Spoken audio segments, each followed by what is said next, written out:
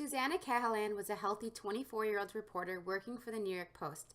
Then one morning in 2009, she noticed two red dots in her arm that she believed to be bedbugs. This would be the beginning of Susanna's month-long battle with anti-NMDA receptor antibody encephalitis.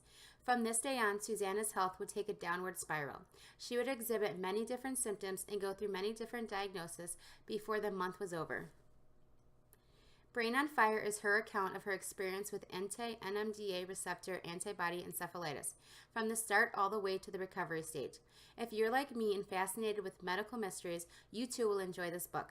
I know I chose it because encephalitis is a disease that is often undiagnosed or misdiagnosed and can completely turn a person's world upside down.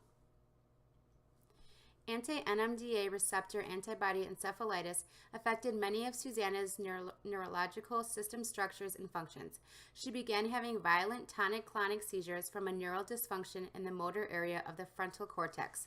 She also had complex partial seizures due to overstimulation in the temporal lobes. In addition, because the amygdala and hippocampus are housed in the temporal lobes, Susanna had memory and emotional problems. A quick clock test discovered that the right hemisphere of Susanna's brain was inflamed. This caused her to have left-sided visual neglect and left-side body numbness. Here is an example of the clock she was asked to draw.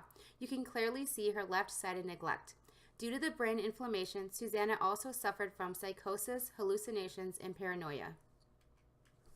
Susanna talked in garbled sentences, rambled, grunted, had unintelligible speech, and was sometimes unresponsive. She had dysarthria, which is a motor speech impairment, and her tongue had reduced range of motion. Her inability to effectively communicate and being in an epilepsy hospital 24 hours a day hindered her social interactions. Her hallucinations and paranoia also made it hard for her to interact with others. At one point, she wouldn't even communicate with her father because she thought he was evil. During her illness, Susanna had an unkempt appearance and her hair was matted down. She coughed when she drank liquids, so she had to use a cup that only dispensed a tablespoon of liquid at a time. She was fed, bathed, and dressed by staff and family because she was unable to do these activities by herself.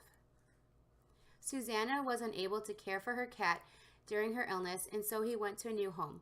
When she was released from the epilepsy unit, Susanna had to leave her apartment and live with her parents because she wasn't able to manage her household.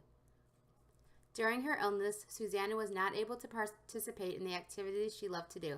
This included going out for breakfast, shopping at outlet malls, exercising, and hitting the slopes. Susanna had to put her career as a reporter for the New York Post on hold during her illness. After her recovery, she was able to return to her job.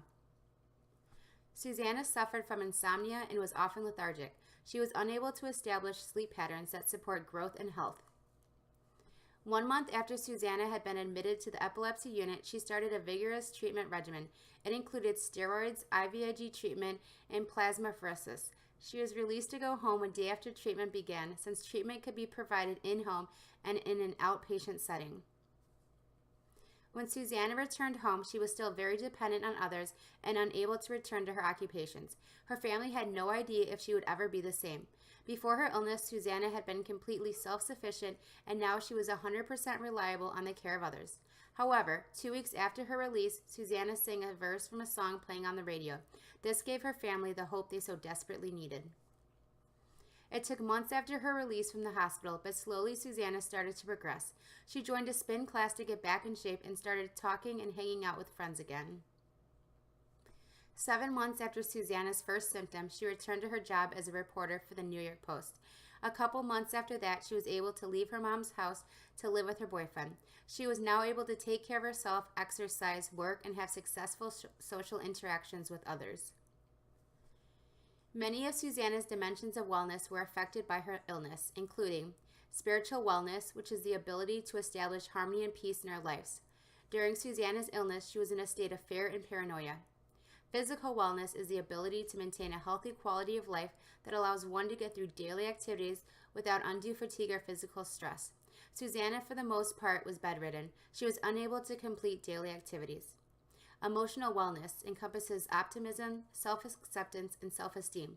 It includes the capacity to manage feelings and related behaviors, including the realistic assessment of limitations, development of autonomy, and ability to cope effectively with stress. Throughout her illness, Susanna had emotional difficulties. She reacted oddly to situations and was unable to take responsibility for her actions. She was not able to view life as exciting or have hope in the future. Career wellness is being able to get satisfaction and enrichment in life through work. During her illness, Susanna was not able to work. Intellectual wellness includes being able to participate in creative and stimulating mental activities. Susanna suffered from cognitive and behavioral disturbances. Social wellness is the ability to establish and maintain positive relationships with coworkers, family, and friends. Susanna was unable to be involved in social relationships during her illness. Context and environment. Cultural. Susanna's normal activity routine was severely affected from her disease. She wasn't able to go to work, hang out with friends, or participate in activities she enjoyed. Her behavior did not meet society's standards or expectations. Personal. Susanna's group membership changed during her disease. She was no longer an employee since she wasn't working. Temporal. Susanna's disease basically made her lose a month of her life. After she began treatment, it still took her months to get back to being able to function normally. Physical. Susanna's physical environment changed during her disease. She went from living in an apartment to living in an epilepsy unit at the hospital. Social. Susanna's social relationships changed drastically during the course of her disease. She had a hard time maintaining friendships because of her paranoia and mental status. Anti-NMDA receptor antibody encephalitis completely turned Susanna Callahan's world upside down. She spent a month of her life completely out of reality. It took her months of rehab and hard work to get back to where she was before her disease. She will never be able to get back the month she lost. However, Susanna looks at the bright side. In her book, she writes, "I wouldn't take that terrible experience back for anything in the world. Too much light has come out of my darkness." Since her disease, Susanna has shed lots of light on anti-NMDA receptor antibody encephalitis. After her recovery, she started a nonprofit foundation called Autoimmune Encephalitis, shared her story with many, which because of her, a young girl was diagnosed in time to save her, and has presented her case to many hospitals and universities. The Mayo Clinic lists the symptoms of encephalitis as headache, fever, aches in muscles or joints, fatigue or weakness, confusion, agitation or hallucinations, seizures, loss of sensation or paralysis in certain areas of the face or body, muscle weakness, problem with speech or hearing, and loss of consciousness. Susanna's symptoms were confusion, agitation and hallucinations, paranoia and psychosis, seizures, loss of range of motion of her tongue, left side body numbness and visual neglect, muscle weakness and spasticity, problems with speech, memory, and emotional problems. In conclusion, Susanna's book about her experience with encephalitis will stay with me for a long time. Before reading Brain on Fire, I knew the symptoms and a little bit about the disease. I didn't realize how many of a person's ADLs and IADLs were affected though. Susanna couldn't really participate in any activities. It's crazy to know that at any time, for whatever reason, your immune system could attack your brain. When treating patients, I will remember that how they act with the disease most likely is not who they really are. My takeaway message is, every day is a gift to be thankful for.